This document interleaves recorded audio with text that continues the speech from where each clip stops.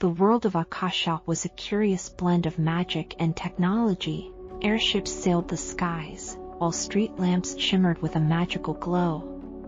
The adventurers sought to unravel the secrets of the Fey Nexus, a rumored gateway to the realm of the Fey.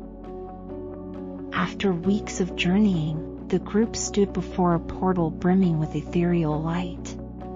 Beyond it lay a world of vibrant colors, where Fey beings danced among wildflowers, casting spells and weaving magic. But an undercurrent of unrest was palpable, and the adventurers knew something was amiss. Their suspicions proved true when they discovered that a powerful sorcerer had taken control of the Fey Nexus, harnessing the magic of the Fey to wage war against humanity.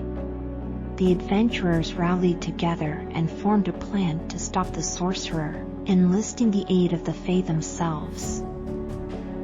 A fierce battle ensued, but the adventurers fought with fierce determination. In the end, the sorcerer was defeated, and the magic of the Fey was free once more to flow unimpeded.